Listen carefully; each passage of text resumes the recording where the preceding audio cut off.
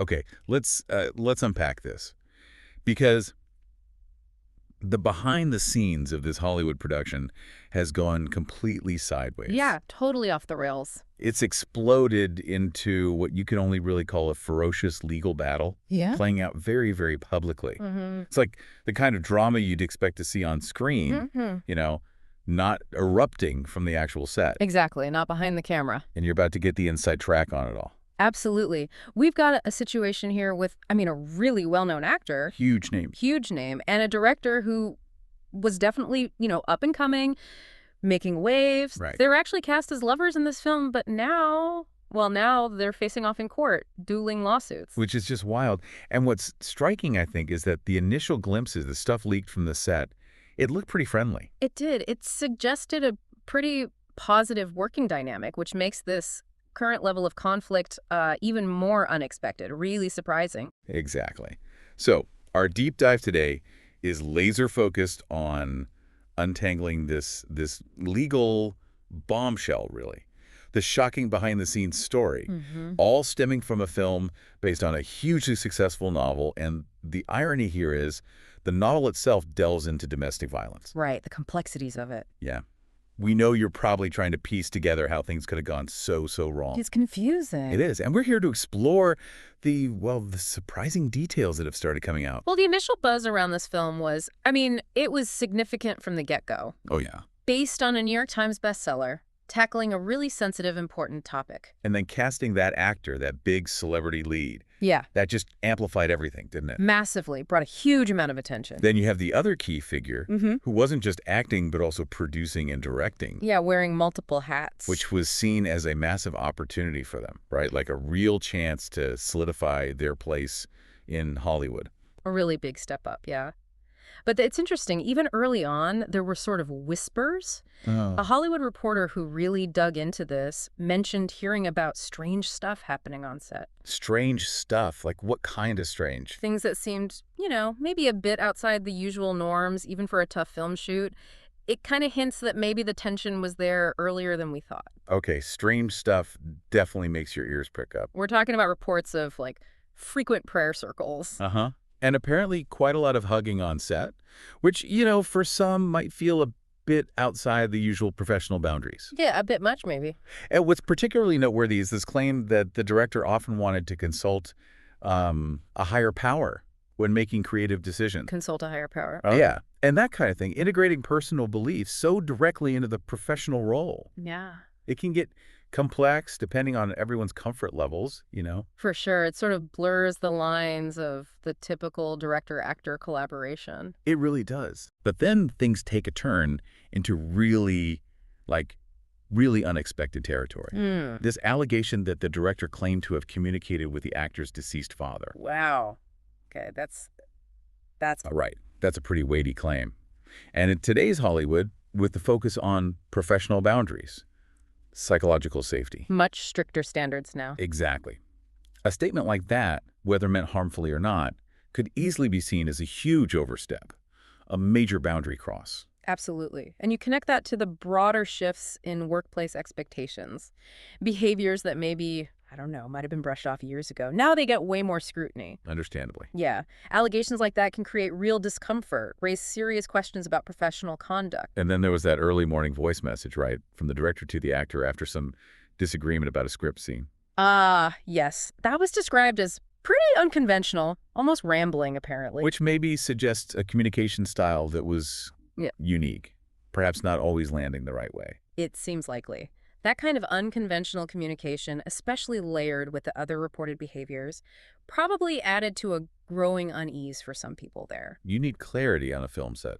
You really do. Clear, respectful, professional interaction is fundamental, especially under that kind of pressure. Okay, so then things escalate dramatically.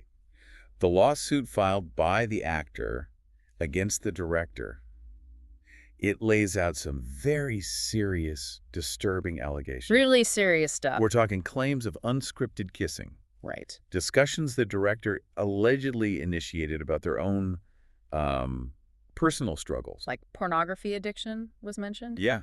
Inquiries made to the actor's trainer about their weight. Oof. Not appropriate. And even an alleged instance of the director entering the actor's trailer while they were breastfeeding. I mean, these are profoundly serious accusations. If they're proven true, that's a massive violation of professional ethics, personal boundaries, just huge. Absolutely. You have to acknowledge how serious these claims are. Def. However, the picture isn't entirely one-sided, is it? There's another person who worked on the film offering a very different take. Right. Someone who described the director as consistently very kind and respectful. Kind and respectful, polar opposite. Totally. This person said they found the allegations really hard to square with their own experiences. They emphasized the director's passion for the film's subject. The domestic violence thing. Yeah, and their stated commitment, apparently, to helping young women through the project. So that really highlights how subjective things can be, doesn't it? Perception, interpretation. Hugely subjective. Yeah. Especially in those intense interpersonal dynamics. What one person sees as kindness or maybe even just awkwardness, Right. another could interpret completely differently. Inappropriate, intrusive, especially given the power dynamics on a film set. Director versus actor.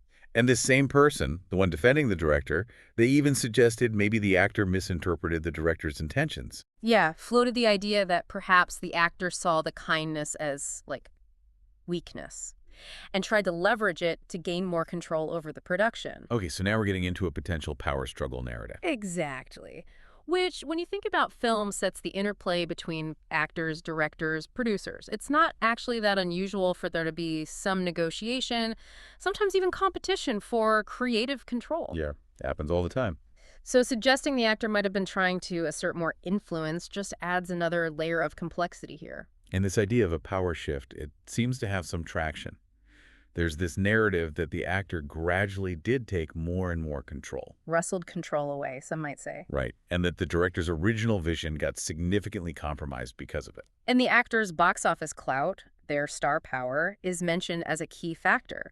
The studio may be more willing to bend to their requests. Which shows how the money side of Hollywood can really impact the creative side, doesn't it?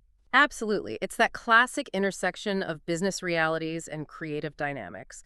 An actor with big box office draw has leverage. Studios might prioritize keeping them happy if there's conflict. Then came the writer's strike. And after that, things apparently got even more intense. That's the report. The actor allegedly returned post-strike with what someone called a laundry list of demands. The laundry list? Like what? Reportedly included restrictions on certain language about women, a ban on any references to communicating with the deceased. Ah, okay, circling back to that. Yeah. Limits on depicting certain content, even rules about, like, burning incense on set. Wow, that's extensive. It really points to a major clash, doesn't it? A clash of vision, maybe even values, between the actor and director. Definitely suggests that. And it also suggests the actor was really using their influence to reshape the film according to their own preferences. So the alleged outcome of all this is pretty stunning. The actor reportedly ends up re-editing the film. That's the claim, and the director gets sort of sidelined at the premiere, watching from somewhere less visible. Which is described as highly unusual in Hollywood.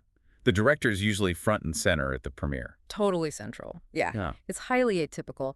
Being publicly sidelined like that just screams how bad things must have gotten. A complete breakdown. Seems like it. But, okay, the story does stop there. Then the focus shifts to alleged retribution. Ah, the PR battle. Yeah, and the reported involvement of Hollywood publicists. Now, normally a publicist protects their client's image, right? Yeah. Damage control. Standard playbook. But this situation apparently went way beyond that, described as having a kind of kill mentality. Which is intense language. And what's really astonishing is just how much detail about these alleged PR tactics seems to have leaked out. Right. Usually that stuff stays behind very closed doors. Exactly. The fact that so much is apparently public knowledge is extraordinary. It suggests a real breakdown in the usual discretion. So the actor's lawsuit specifically alleges the director's PR team launched a deliberate smear campaign against them after the harassment allegations surfaced.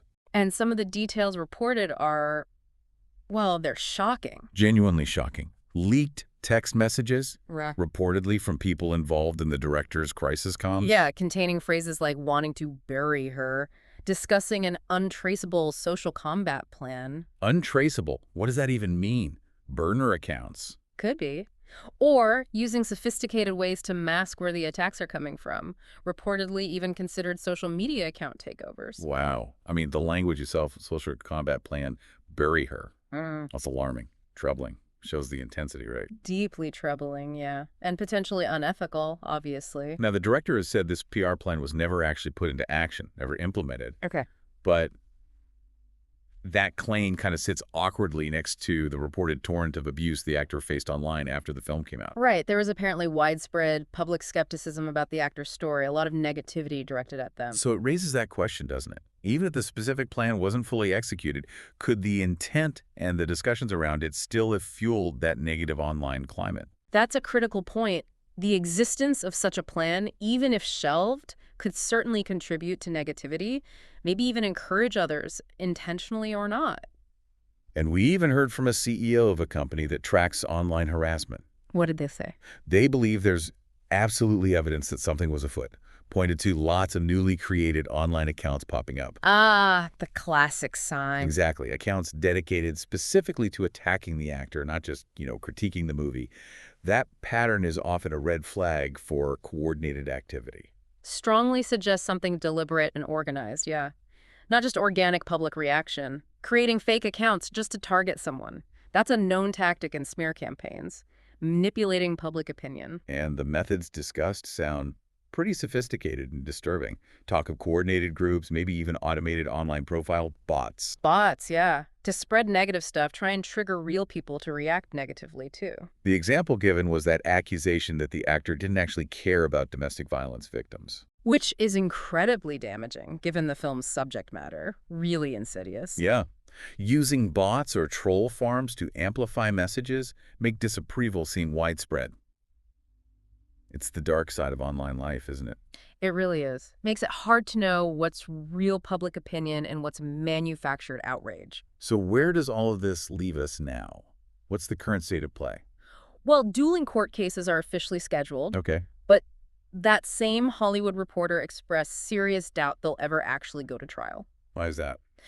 The reputational damage already done. To both sides, it's been massive. Maybe too much damage already for a trial to be worth it for either of them.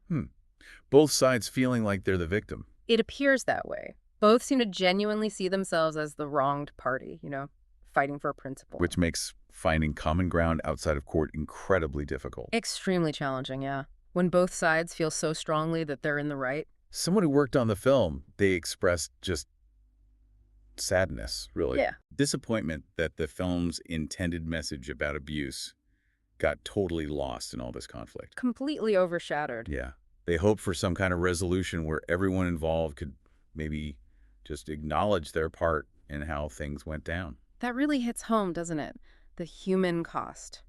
A project meant to raise awareness about something important gets tangled up in personal conflict, undermining its whole purpose. It's tragic, in a way. It is. And right now, the whole situation just feels incredibly unresolved. Like maybe it's a little too late for a simple fix. I think that's fair to say. The level of public animosity, the seriousness of the claims, it's created divisions that seem really deep. Hard to bridge now. On a bigger scale, though, this whole mess, it does give us a pretty rare, intense look inside Hollywood, wouldn't you say? Oh, absolutely. The amount of detail that's come out is unusual. It's like an unfiltered glimpse into the power plays, the reputation management, the high stakes. A machinery behind the curtain. Exactly, all laid bare. It was even mentioned, I think, in a related piece, that this whole celebrity legal fight has weird parallels to discussions about disinformation tactics in, political campaigns. That's fascinating. It really underscores how these things exist in a broader context. The techniques used to manage Hollywood images can sometimes mirror tactics used elsewhere to shape public perception. Wild stuff. Mm. So, as we wrap up this deep dive, it's clear this isn't your average Hollywood feud. Not by a long shot. No, it's incredibly complex, unusual. It's spiraled from a film set into this very public, very bitter legal war. It really makes you think about all the different perspectives, right? Yeah. And what might be motivating everyone involved. So many layers. Layers of truth, layers of perception. It's definitely not black and white. And that leads us to our final thought for you listening. Considering everything we've talked about today, what does this whole situation really reveal? About power in Hollywood, about reputation management under fire, about that messy collision between personal and professional lives when the stakes are this high. It really makes you ponder the different shades of truth and perception that exist in these huge public conflicts. Lots to think about.